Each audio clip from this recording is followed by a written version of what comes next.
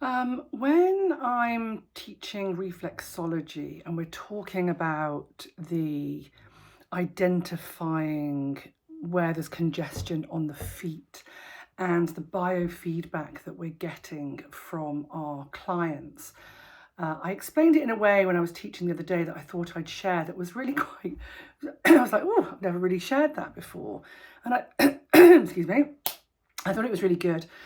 There's three ways in which we get the biofeedback, the feedback. One is that when they have, when your client has filled out their consultation form, and they've ticked what their conditions are or what the concerns are, then we have that information. Then we have the information that when your client's receiving, and they go, ooh, that's a bit tender, or ooh, that really hurts.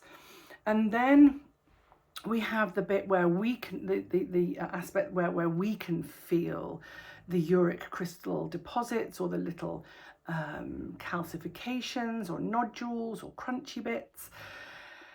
And then, there's different ways in which you get the feedback from your clients because they may be asleep. So you may not get any feedback from the client about their experience. But also that when we're identifying those congestions and when our clients go, oh, what does that mean? And, what's that? And we've got to be very careful about how we give the feedback because we're not going to say like, oh, that's your heart, you're going to have a heart attack, or that's your liver, it's going to pack up. It's not that. And that's why I love to teach 5 elements reflexology as well, because it's more about the energetics of the body and the energetics of the organ system and the officials. And I really love that. I do teach a separate 5 elements reflexology that you can see on my website that goes into all of that about the energetics and the officials and how they correspond emotionally and with other organ systems and the areas. And for example, the skin, the eyes, the ears, etc. So that's a different conversation. That's not what I wanted to share here. But it's about the biofeedback that we are getting, and there's different ways of assessing that, so that when you get a response that's like, oh, a dull ache, the energetic pathways and the neural pathways flag up where there's inflammation, congestion, stagnation, a blockage through any area of the holistic self, the mind, the body, the spirit. And what happens is that you get a varying degree of the feedback, in that if you're working on the lungs and the lungs go like, oh yeah, that's me, oh yeah, I can feel that. Or you can get sort of quite a sharp, like the adrenals, that goes, yeah, that's me, really flags it up, like hand up. And you can get a sort of hand up that goes, yeah, just be mindful of that. Yeah, stomach, stomach, yeah, a bit congested. Or you might get stomach that goes, me, stomach, which gives you, my Sharpate's not snoring in the background, snorting in the background, that gives you a little bit more biofeedback and more information of where the stagnation is and the level of stagnation. And it's not that there's anything to do here, it's just information that we are given about the body and that we can really go into it. And then, we talk about, do we go into it so that it hurts them? And I say when I teach reflexology, you don't want to hurt anybody. That's not the point of this. Is we're not hurting, like, yes, I'm going to hurt you. No. And if somebody rings up and goes, do you do reflexology so that you hurt me? I'm a bit like, no, what's that? So I think I've shared a video about this before, about the levels of pain and that people can tolerate. But the thing is, if you're going really superficially, you won't be able to feel where there's stagnation or congestion, or you won't be able to assess the feet appropriately. You want to be able to assess the feet appropriately, so you do have to apply a certain amount of pressure, so that not only are you assessing and feeling it, but you're also activating that information that goes through the zones and the channels.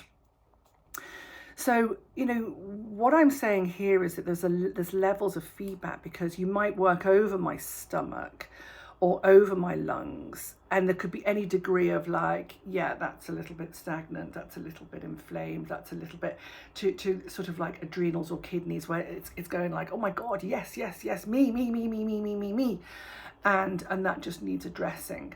So I did make a video about acute and chronic, and whether if someone's got a chronic condition, whether we go in strong or whether we just back off. Like when we're doing pregnancy, we miss out the whole of the area. So that for me, that indicates that when something is acute and presenting, that you might just either miss it out completely, or you go softly and gently, not to say pregnancy, because we know that pregnancy, we omit that area completely so as not to stimulate the uterus. But during the rest of pregnancy, we can be working, doing a very relaxing and preparing everything in the physiology for a good labour. And then certainly when it comes to labour, you can go very strongly on those points. So I think that for me, it's about my intuition that says, do I miss this out? So if you get a feedback like adrenals, where it's going me, and kidneys like, oh, me, or stomach, ooh, then it's showing up that there's a proper congestion there. So I personally am quite tempted and feel guided to go deeper. Not deeper, but more, and give the work and tonify and strengthen that information. If I feel that something is quite tender, sensitive, exhausted, overly stimulated in the body, it might be just a soothing and a soothing and a soothing. Certainly, for menopause and for menstruation, I'm not going to go and like have it with my sticks. There's a tenderness that I bring to that treatment, and there's a more nurturing application rather than really getting in there. If something is super congested and blocked, then it might need a bit more stimulation. And then also knowing when to go like, right, I'm going to actually back off and not go in strong and not go in deep, and just soothing out and soothing round. And I think that comes from intuition, because when we're pressing and really going for it, we're stimulating and boosting. And when we're going gentle, we're sort of reducing and dispersing and just almost sort of evening out and evening the flow of chi and blood and the neural pathways and the neurology. We just want it like, oh, yes, I'll change that. So, if you've got maybe like a me, it might need a sort of like, ooh, or it might need a like, yeah, let's look at you. If you've got a sort of, yeah, me, yeah, help, please, I need a little bit of help. Then you can decide whether you go in nice and strong so that you get like, oh, thank you. Or it's like, oh, So that's what I love about reflexology, is that it's very intuitive, and it has lots of aspects to it.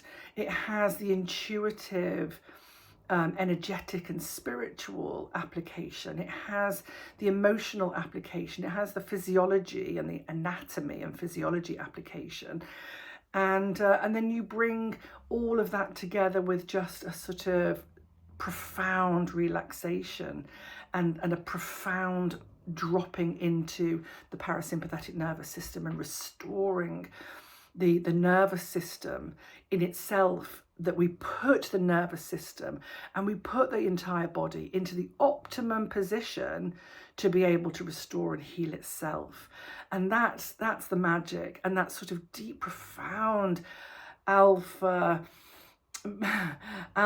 theta, all these beautiful waves that are coming into the brain that just allow us to totally surrender and to be able to heal and restore and repair any distortion in the entire biofield, be it on the cellular level or in the spiritual and essence, spiritual realm.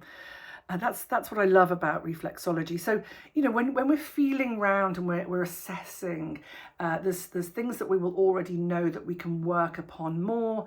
There's things that we might discover from client telling us. There's things that we might discover from finding them and assessing them ourselves. And then we make that call and judgment of like, does this need more? You know, when something's crunchy like the shoulders, it always feels to me like you go in there and get the crunch. If someone's got constipation, I really go in to try and move the bowel. If someone's got adrenals and kidneys, I kind of go in, but I go with tenderness.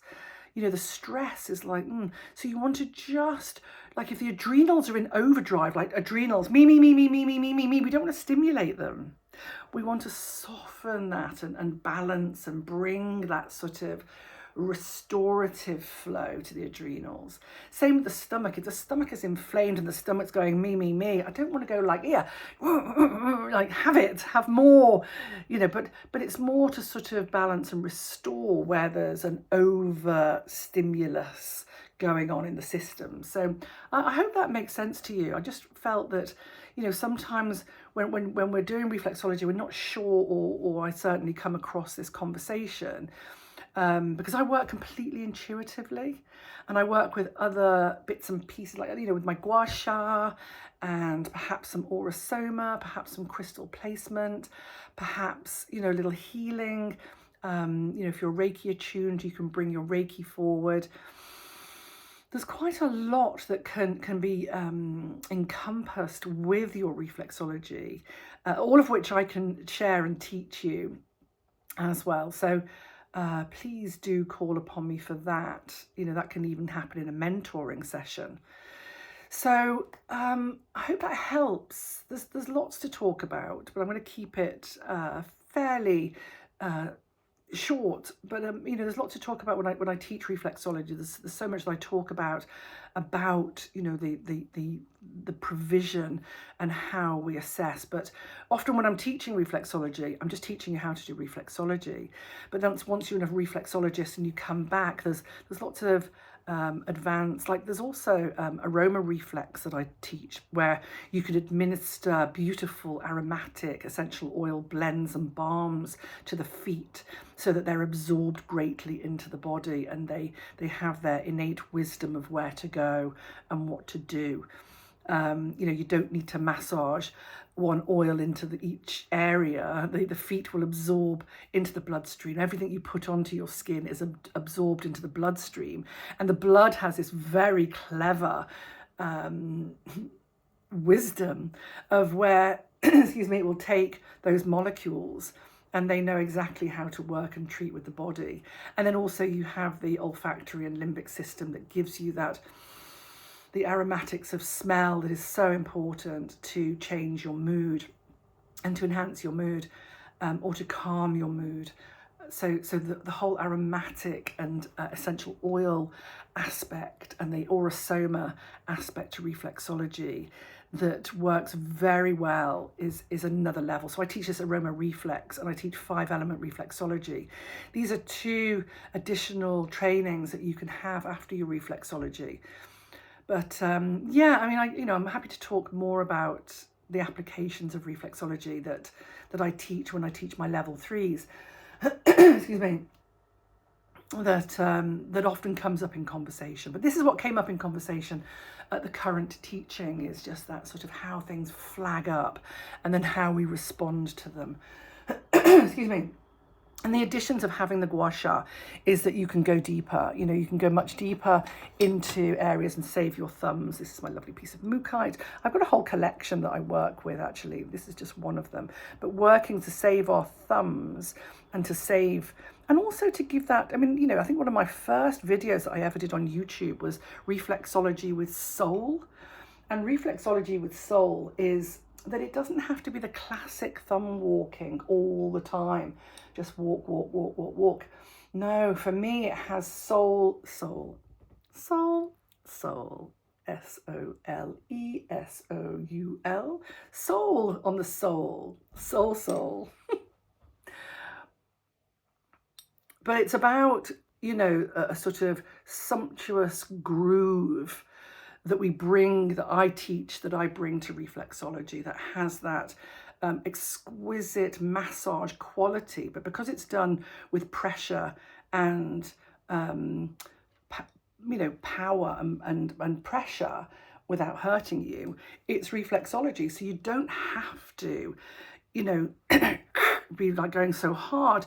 You can work with pressure, but it can have that sort of gorgeous massage application and massage intention, as well as some of the classic thumb walking.